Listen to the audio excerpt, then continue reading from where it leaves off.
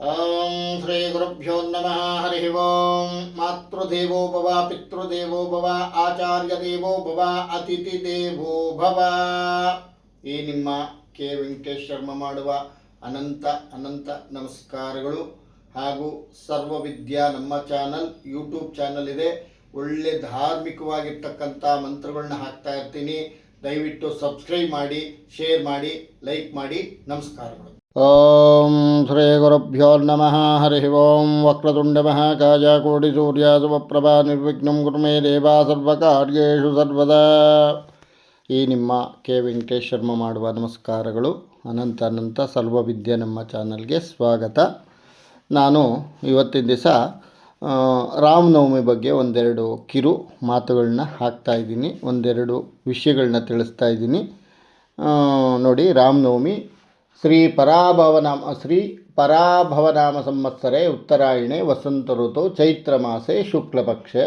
ಮತ್ತು ನಮಗೆ ಇವತ್ತಿನ ದಿವಸ 27ನೇ ತಾರೀಕು ಶುಕ್ರವಾರ 12 ಗಂಟೆ 20 ನಿಮಿಷಕ್ಕೆ ನಮಗೆ ನವಮಿ ಸಿಕ್ಕತ್ತೆ. ನಮಗೆ ಬೆಳಗ್ಗೆ ಪ್ರಾತಃ ಕಾಲದಲ್ಲಿ ಸೂರ್ಯೋದಯಕ್ಕೆ ಯಾವ ತಿಥಿ ಬರುತ್ತೋ ಅದನ್ನೇ ನಾವು ಆಚರಣೆ ಮಾಡಬೇಕಾಗತ್ತೆ. ಅವತ್ತು ಪುನರ್ಸು ನಕ್ಷತ್ರ ನಮಗೆ ಸಾಯಂಕಾಲ 5 ಗಂಟೆ ನಮಗೆ ಶುಕ್ರವಾರ 5 ಗಂಟೆ 30 ನಿಮಿಷದ ತನಕನೂ ಸಹ ನಮಗೆ ಪುನರ್ವಸು ನಕ್ಷತ್ರ ಸಿಕ್ಕತ್ತೆ. ನೋಡಿ, ನಮಗೆ ಇದು ಚೈತ್ರ ಮಾಸದ ವಿಶೇಷತೆ ಏನಪ್ಪ ಅಂತಂದರೆ, ನಮಗೆ ರಾಮನವಮಿಗೆ ನೋಡಿ, ಚೈತ್ರ ಶುಕ್ಲ ನವಮಿ ಇದು ರಾಮನವಮಿ.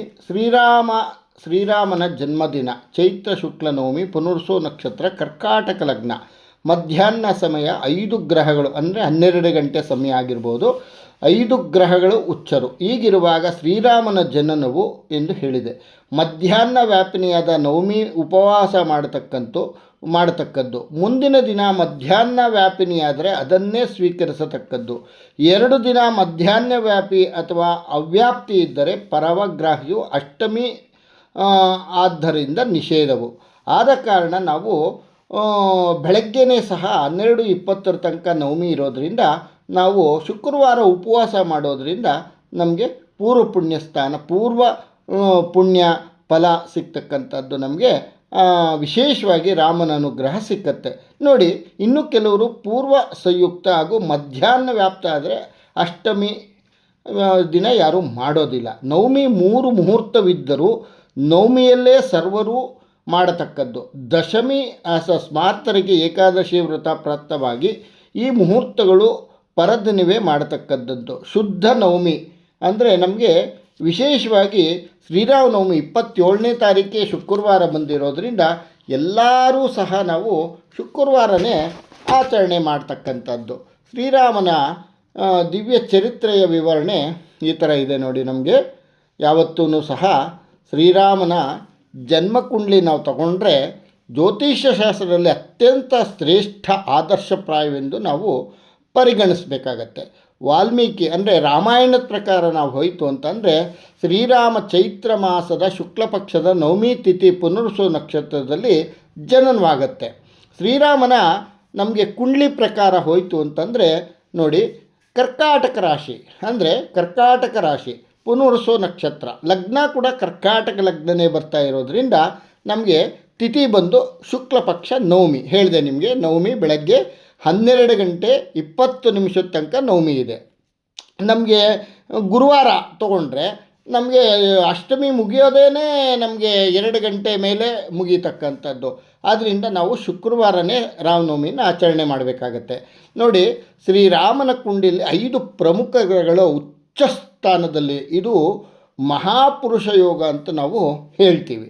ನೋಡಿ, ಸೂರ್ಯ ಉಚ್ಚ ರಾಶಿ ಮೇಷ ರಾಶಿಯಲ್ಲಿ ಉಚ್ಚ ಸ್ಥಾನ, ಇದು ರಾಜವಂಶ ಮತ್ತು ತಂದೆಯ ಮೇಲಿನ ಭಕ್ತಿಯನ್ನು ಸೂಚಿಸುತ್ತೆ. ಚಂದ್ರ ಕರ್ಕಾಟಕ ರಾಶಿ ಸ್ವಕ್ಷೇತ್ರ, ಇದು ಶಾಂತ ಮತ್ತು ನಿರ್ಮಲ ಮನಸ್ಸಿನ ಸಂಕೇತ.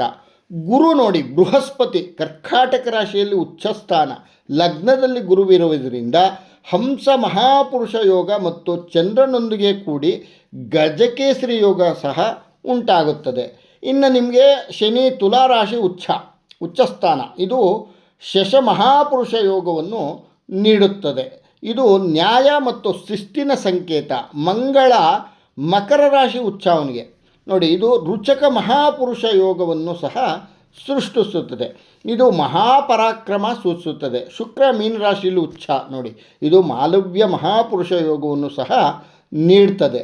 ವಿಶೇಷ ಯೋಗಗಳು ಏನಪ್ಪ ಅಂತಂದರೆ ನಮಗೆ ಗಜಕೇಸರಿ ಯೋಗ ಗುರು ಮತ್ತು ಚಂದ್ರರ ಸಂಯೋಜನೆಯಿಂದ ಉಂಟಾಗಿದ್ದು ಅಪಾರ ಕೀರ್ತಿ ಮತ್ತು ಬುದ್ಧಿವಂತಿಕೆಯನ್ನು ನೀಡುತ್ತದೆ.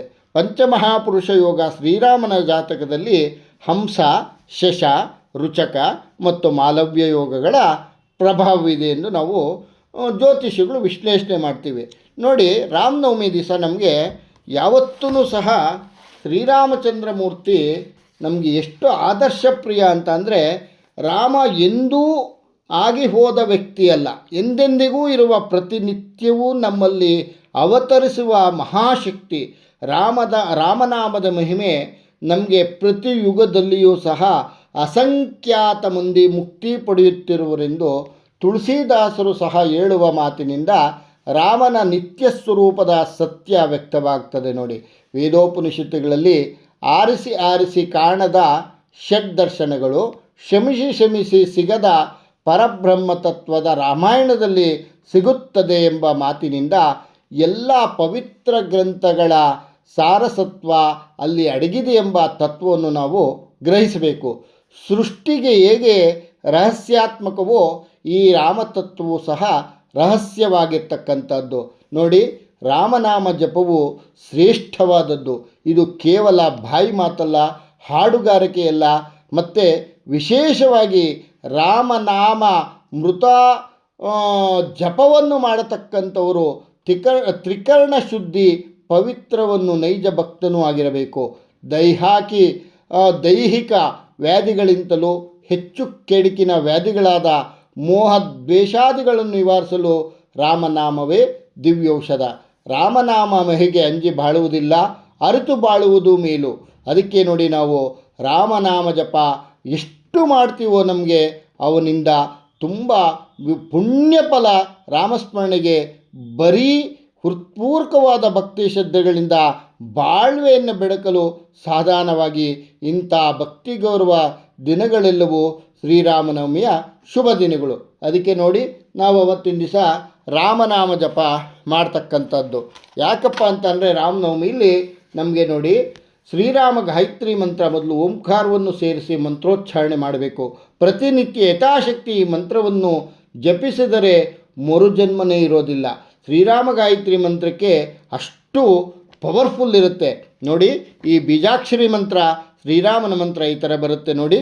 ಓಂ ಗ್ರೀಂ ಶ್ರೀಂ ಹ್ರೀಂ ಕ್ಲೀಂ ಹೈಂ ರಾಮ್ ಅಂತ ಹೇಳಿಕೊಂಡ್ರೆ ಈ ಬೀಜಾಕ್ಷರಿ ಮಂತ್ರ ಅಷ್ಟು ಪವರ್ಫುಲ್ ಇರ್ತಕ್ಕಂಥದ್ದು.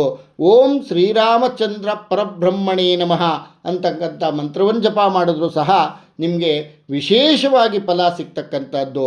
ಇಲ್ಲ ಅಂದರೆ ಶ್ರೀರಾಮ ಜಯ ರಾಮ ಜಯ ಜಯ ರಾಮ ಅಂತಕ್ಕಂಥದ್ದು ಸಹ ನೀವು ಜಪವನ್ನು ಪಾರಾಯಣ ಮಾಡಬಹುದು.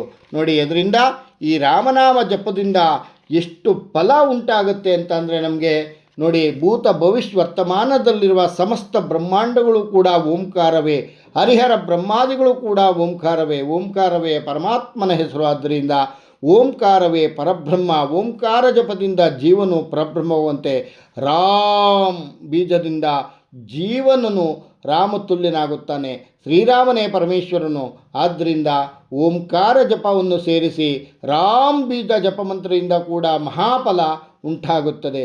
ಈ ರಾಮನಾಮಕ್ಕೆ ಈ ಬೆಲೆನೇ ಕಟ್ಟದೆ ಆಗಿರ್ತಕ್ಕಂಥ ಶಕ್ತಿ ಈ ರಾಮನಲ್ಲಿದೆ. ಅದಕ್ಕಾಗಿ ನೋಡಿ, ಓಂ ಶ್ರೀರಾಮ ರಾಮ ರಾಮೇತಿ ರಮೇ ರಾಮೇ ಮನೋರಮೆ ಸಹಸ್ರನಾಮ ತತ್ತುಲ್ಯಂ ರಾಮನಾಮವನಾನನೆ. ಶ್ರೀರಾಮ ರಾಮ ರಾಮೇತಿ ರಮೇ ರಾಮೇ ಮನೋರಮೆ ಸಹಸ್ರನಾಮ ತತ್ತುಲ್ಯಂ ರಾಮನಾಮವನಾನನೆ. ಶ್ರೀರಾಮ ರಾಮ ರಾಮೇತಿ ರಮೇ ರಾಮೇ ಮನೋರಮೆ ಸಹಸ್ರನಾಮ ತತ್ತುಲ್ಯಂ ರಾಮನಾಮವನಾನನೆ ಅಂತಕ್ಕಂಥದ್ದು ಈ ಮಂತ್ರವನ್ನು ಜಪ ಮಾಡಿದ್ರೂ ಸಹ ರಾಮಾಯ ರಾಮಭದ್ರಾಯ ರಾಮಚಂದ್ರಾಯ ವೇದಸೆ ರಘುನಾಥಾಯ ನಾಥಾಯ ಸೀತಾಯ ಪತಯೇ ನಮಃ ಅಂತಕ್ಕಂಥ ಈ ಮಂತ್ರವನ್ನು ಜಪ ಮಾಡೋದರಿಂದ ನಿಮಗೆ ಇನ್ನೊಂದು ಗಾಯತ್ರಿ ಮಂತ್ರ ಬರುತ್ತೆ, ದಶರಥಾಯ ವಿದ್ಮಹೇ. ಈ ಥರ ಬೀಜಾಕ್ಷರಿ ಮಂತ್ರ ಬರ್ತಕ್ಕಂಥದ್ದು. ಇದನ್ನು ನೀವು ವಿಶೇಷವಾಗಿ ಜಪ ಮಾಡೋದ್ರಿಂದ ನಿಮಗೆ ಈ ರೀತಿ ಬರ್ತಕ್ಕಂಥದ್ದಿದೆ ನೋಡಿ. ದಶರಥಾಯ ವಿದ್ಮಹೇ ಸೀತಾವಲ್ಲಭಾಯ ಧೀಮಹಿ ತನ್ನೋ ರಾಮ ಪ್ರಚೋದಯಾತ್. ಈ ಮಂತ್ರದಿಂದಲೂ ಸಹ ನಿಮಗೆ ಅಷ್ಟು ಕೋಟಿ ಕೋಟಿ ಪುಣ್ಯ ಬರತಕ್ಕಂಥದ್ದು ಈ ರಾಮನಾಮ ಜಪಕ್ಕಿದೆ.